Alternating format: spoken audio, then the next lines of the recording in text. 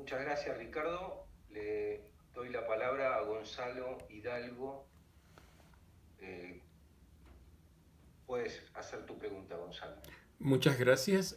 Primero, un agradecimiento al Departamento de Filosofía del Derecho de la Universidad de Buenos Aires. Los saludo desde Bolivia, desde La Paz, Bolivia.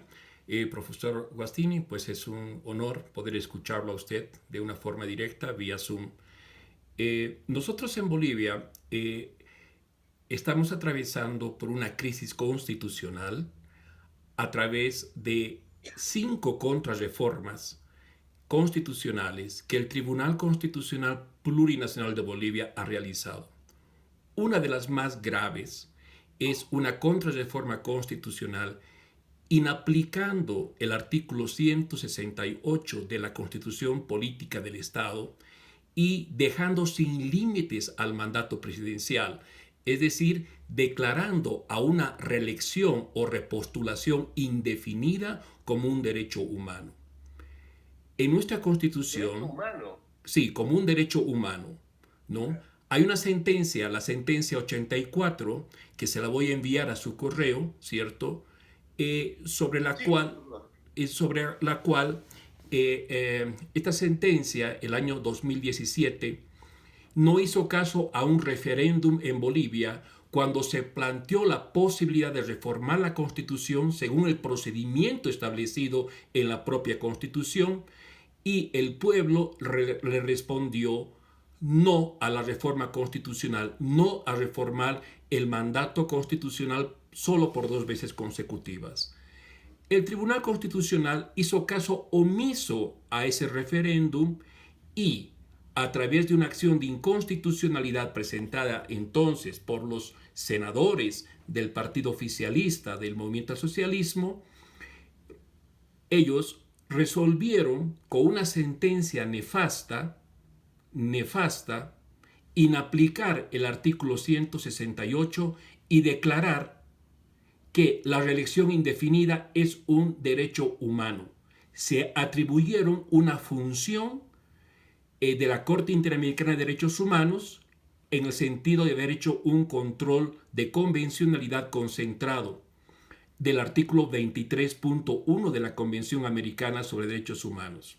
Entonces, eso ha ocasionado, doctor Guastini, al foro, un quiebre en el sistema democrático boliviano, que en la última elección o en la penúltima elección del año 2019, cuando Evo Morales quería acceder a su 4.º mandato, porque ya el tercer mandato de Evo Morales ya fue inconstitucional, porque también inaplicaron con otra declaración, con otra sentencia, una disposición transitoria que los mandatos anteriores a esta constitución se contaban en el cómputo. Entonces, el Tribunal Constitucional Plurinacional de Bolivia lo que ha hecho es inaplicar la Constitución y generar un quiebre del sistema democrático que por supuesto ha causado en Bolivia un descontento social que ahora está pues en una especie de litigio político en el sentido que si fue golpe o no fue golpe la destitución de Evo Morales, pero eso fue una renuncia de Evo Morales. Bueno, eso es un tema muy aparte. Pero lo que yo quiero preguntarle a usted y al foro, en este momento que en América Latina vivimos, es decir, una injerencia permanente del poder político en el control de constitucionalidad, ya sean cortes constitucionales, tribunales constitucionales o salas constitucionales de los tribunales supremos de justicia. Y leyendo sus obras, doctor Guastini, sobre todo en las 7 condiciones de constitucionalidad, donde usted establece uno de los puntos más importantes, la rigidez constitucional. Pregunta, ¿es posible pensar desde su posición doctrinaria que un tribunal constitucional tiene la facultad de poder hacer una reforma de facto de la Constitución? Esa es una pregunta que la quiero hacer con el mayor respeto académico, sin ingresar a un tema político ni ideológico. Creo que el grave problema que estamos atravesando, sobre todo en Bolivia, es que la separación de poderes o de funciones lamentablemente no funciona. y nosotros carecemos de la institucionalidad constitucional. El año 2019 en Santa Gonzalo, Cruz... le pido que vaya redondeando su pregunta porque tenemos varias otras preguntas por Perfecto, mil disculpas, perfecto. Entonces, mi pregunta, doctor Guastini, es lo siguiente. ¿Se puede inaplicar la Constitución sin haber, sin haber seguido el procedimiento constitucional de reforma y declarar como un derecho humano a una reelección indefinida de un presidente de un Estado? Esa es mi pregunta. Muchas gracias al foro. Gracias, Juan Pablo. Pero no sé cómo comentar este hecho.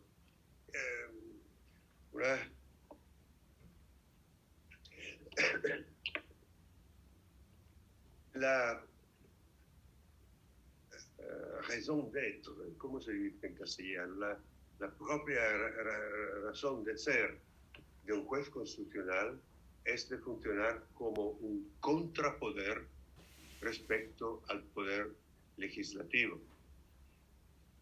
En un sentido, en un sentido claro y bastante importante, entonces los jueces constitucionales comparten el poder legislativo, no solo en sentido negativo, como diría Kelsen, sino también, lo sabemos desde la práctica de muchos tribunales constitucionales, sino aún también positivamente, digamos, es decir, introduciendo normas nuevas, sustituyendo en las leyes normas preexistentes y tal.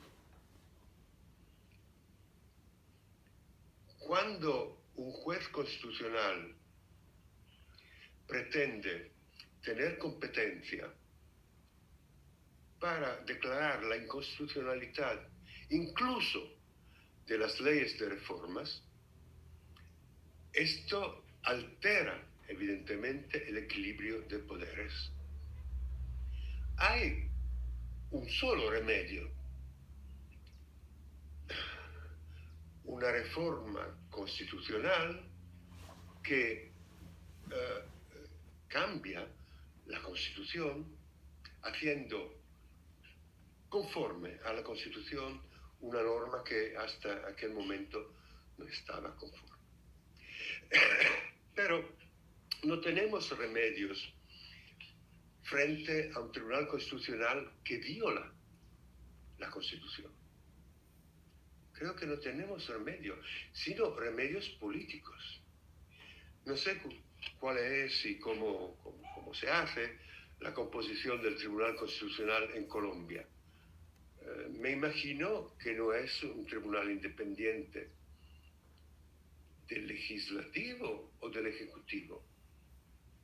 No lo sé, esta es una pregunta. Si no lo es, no puede funcionar como contrapoder al poder político, digamos. Y lo único que se puede hacer es reformar el tribunal mismo. Muchas gracias, Ricardo. Profesor Ricardo Guarinoni. Ahí te desmuteo.